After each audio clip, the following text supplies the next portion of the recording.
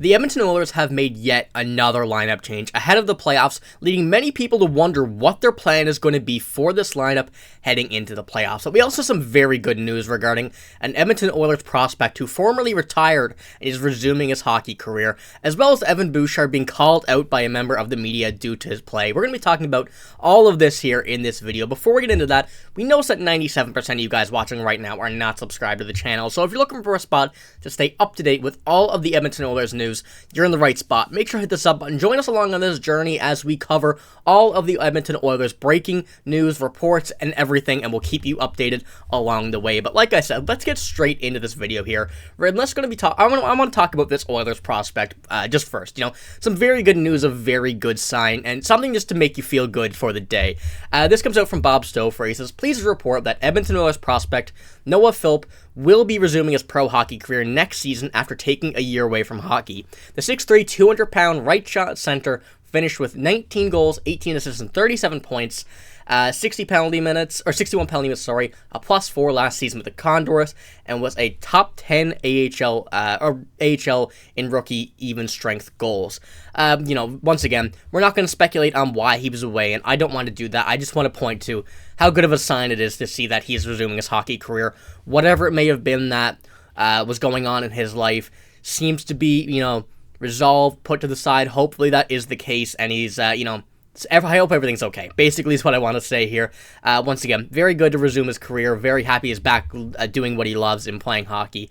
And, once again, it's also a pretty good move for the Edmonton Oilers having another depth center prospect in the system. Whether he does resume his career with the Edmonton Oilers is the question that many are wondering.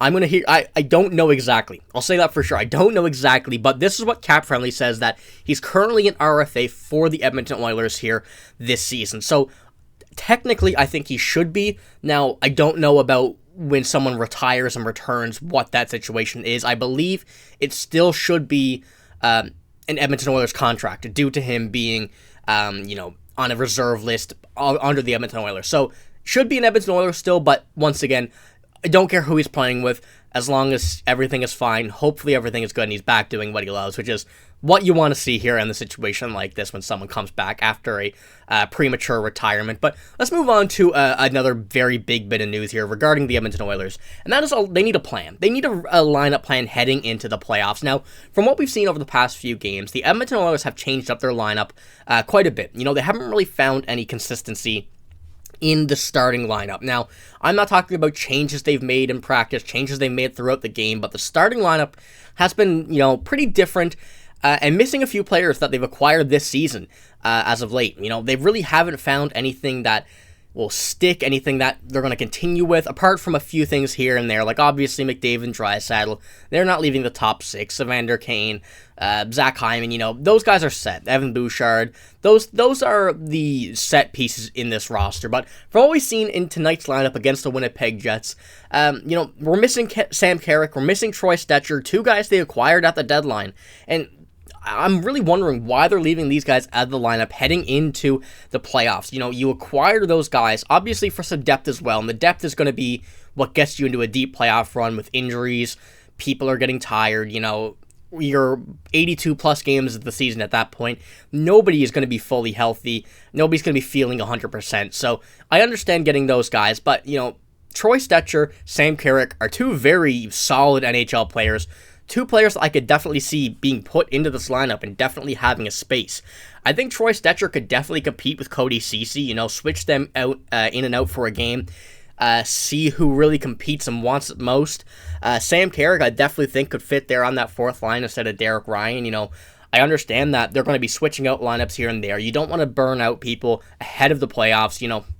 The Oilers making that push, they're going to be in a good situation, and I understand that you don't want to burn out, your depth pieces and whatnot, but still, the fact that they don't have anything set, confirmed right now, and trying it in the regular season, it concerns me a bit, just because you don't want to be going into a playoff situation, a playoff scenario with fresh tires. You don't want to be trying new things in the playoffs in game 1, 2, 3, whatever it may be. You want to have a set plan, knowing that when you hit the road, you can keep going instead of maybe something not working. It's definitely a point that a lot of people are making especially on the reply to this tweet here by Jack Michaels, wondering why, especially Sam Kirk, Troy Stetcher are not in the lineup, wondering why there's no set lineup, there's no set, lines for these bottom six, top 9 guys.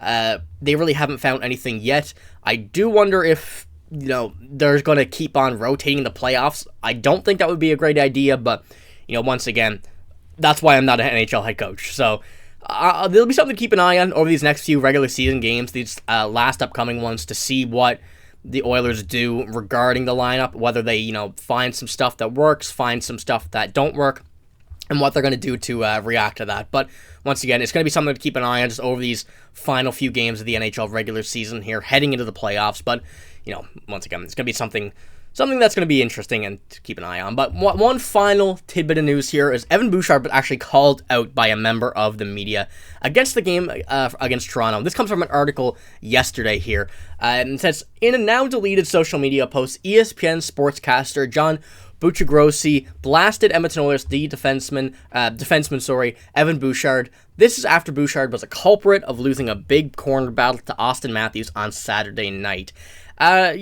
This is definitely one where it's a bit of an interesting thing that you're calling out one of the best defensemen on the Oilers. Now, I know everybody is due to, or is bound to have some criticism and whatnot, but he called him, a very lackluster player. He just called him that, a lame player, a weak player, and something that, is a very interesting thing to say to Evan Bouchard. Once again, like I said, it's bound to have some criticism. Everybody in the NHL, every defenseman, every forward, every player. That's no doubt. Everybody will have some criticism. But, I don't know if I would call Evan Bouchard a lame player. From his stats this year, he's definitely not having a lame season. That's one thing I will put on him. 72 points in 69 games. Now, his offensive and defensive games are starting to work together. He's definitely more of an offensive defenseman, I would say. But I think that it's going to be a move where, I shouldn't say a move, a situation where there's going to be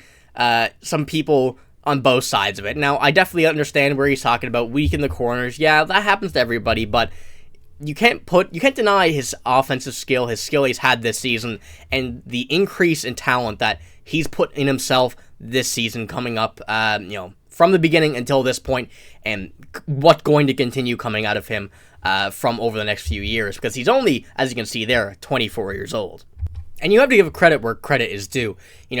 Everybody's going to make a mistake here or there, especially when you're more of an offensive-minded defenseman, like I said.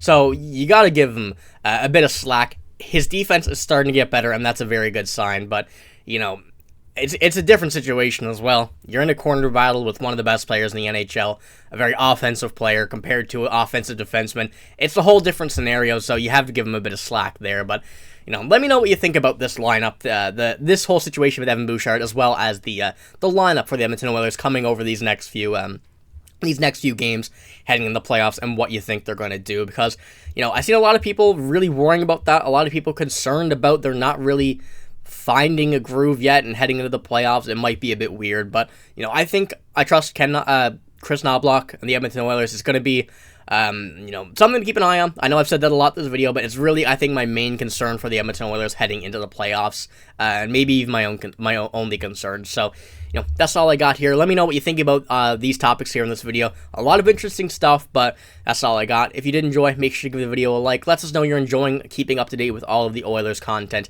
as well as hit the sub button if you do want to stay up to date with all of the Edmonton Oilers news. But that's all I got. Thank you for watching. Hope you have a great day. See you later.